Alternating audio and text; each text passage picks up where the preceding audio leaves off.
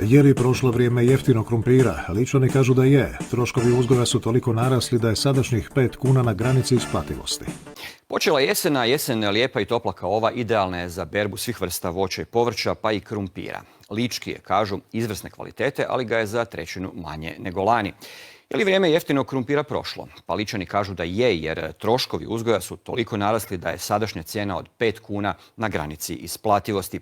Krumpira je manje prije svega zbog suše, pa ozbiljni uzgajivači nemaju druge nego ulagati u sustave za natapanje. No kažu, političari su uvijek u predizborno vrijeme najavljivali velike projekte natapanja, a u Lici je malo koji i napravljen. Je li došlo vrijeme za promjenu? Vjeruju da je, jer Ličanima su na raspolaganju i veliki europski projekti ruralnog razvoja, priča Hrvoja Matejčića.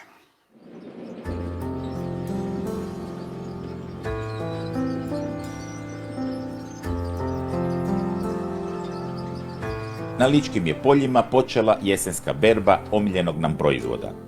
Stvarno su pravi primjerci. A odlični su. Nema ga puno, ali je Vrhunske kvalitete. vrhunski. Pokazuje nam tako Petar jedno od posađenih sorti krumpira koja izgleda fantastično, a što je doprinijela ljetna suša. S jedne strane dobijete vrhunsku kvalitetu krumpira, no s druge pak i do 30% manje prinosa. Teško je reći sad koji će to prinosi biti po hektaru, jer imamo na 2-3 parcele i imamo nekoliko sorata. Imamo 8 sorata, tako da svaka sorta ima svoje ovogodišnje pokazatelje ovogodišnje rezultata suše. Hvala. Krumpir su posadili na gotovo 5 hektara i pomažu se s navodnjavanjem s lokalnog potoka koji ljeti u ključnom trenutku presuši. Zbog toga planiraju investiciju oko navodnjavanja. Bušotina bi nam olakšala daleko i osigurala proizvodnju na neki način, jer uvijek taj naš potok krajem 7. početkom 8. mjeseca uvijek počne padati, a tad je finale svega toga. Tad je nalijevanje krumpiru, gomoljima, tad treba kupusnjačama, najviše vlage, a tad najviše i fali. Zbog djelomičnog navodnjavanja uspjeli su spasiti većinu zasađenog što krumpira, što kupusa, a što kapule. Kupusu je suša najmanje štete napravila. Baš zbog toga što je i sušna godina, više će imati suhe tvari. Kupus, zdravija je godina kad je suvlja, nema ni truleži i bit će hrskavi. Gdje god se pojave sa svojim proizvodima s ličke zemlje, Priheri nemaju problema s prodajom. Ljudi kad se i voze iza nas, pa zovnu i stane jer ima krumpira u autu. Na ličkim njivama sada je živo, a i vrijeme ide u prilog berbi. Radnici se ne žale. Naučili smo na ovaj posao. Kad je ekipa dobra, sve to ide. Da, može, nije teško. Da nije bilo ovog čovjeka, lički se krumpir ne bi mogao pohvaliti europskom markicom geografskog podrijetla. Njegova je lovinačka tvrtka najveći lički proizvođač konzumnog i merkantilnog krumpira, a Vidaković upozorava kako je vrijeme kupnje jeftinog krumpira prošlost. Ove godine neće biti jeftinog krumpira kao prošle godine, gdje se moglo maltene svaki tjedan naći u supermarketima krumpira po 1,5-2 kune. Mislim da ove godine neće biti ispod 5 kuna ovoga krumpira u maloprodaji. Mislim da i u perspektivi, bez obzira kakve budu godine, više nikad neće biti jako jeftinog krumpira.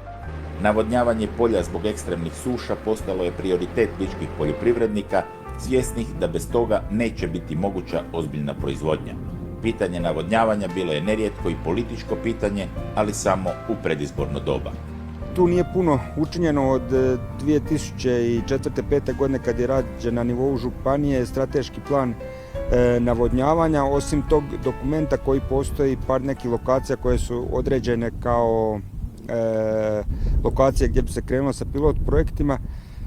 Dalje od tog, koliko je meni poznato, nije se ništa krenulo, unatoč činjenici da postoje dosta značajna financijska sredstva koja se mogu povući iz Europske unije upravo za takve projekte, znači rješavanje navodnjavanja. Zbog nove europske regulative oko tretiranja krumpira u skladištu protiv klijanja, Lovinačka će tvrtka izgraditi 10 milijuna kuna vrijedna nova skladišta i poboljšati procese prihvata robe u njima. Jedan dio ovog objekta ćemo srušiti i napraviti 3 nove hladnjače gdje ćemo imati potpuno automatiziran i pod kontrolom režim temperaturni i ventilacijom gdje ćemo moći jedan značajniji period i duži krumpir čuvati, plasirati ga postepeno na tržište. Sve ove investicije utjecat će na konačnu cijenu krumpira, no jedno je sigurno, zbog njegovog smanjenog prinosa, posebice u Međimurskoj regiji koja dominira u proizvodnji, počet će raniji uvoz. Ove godine dostatnost krumpira koji je jedna od rijetkih kultura gdje je Hrvatska na visokom postotku samodostatnosti. Ove godine će se, mislim, količine za hrvatsko tržište prodati već do početka sljedeće godine, možda čak i do kraja ove godine. I znači tim će prije početi uvoz mladog krumpira iz poznatih odredišta, a to je Cipar, Egipat, Izrael. Lički je krumpir lički brend, a Nikola planira dosegnuti 10% ukupne hrvatske proizvodnje. No pitanja poput navodnjavanja ili pak suvremenih skladišta bit će ključna za opstanak ozbiljne poljoprivrede u Lici, a time i života na selu. Sada za to postoje mehanizmi koji mogu pomoći ovim vrijednim ljudima, pa su njihove oči ponovno uprte u ministarstva, županiju i gradove te Europsku uniju.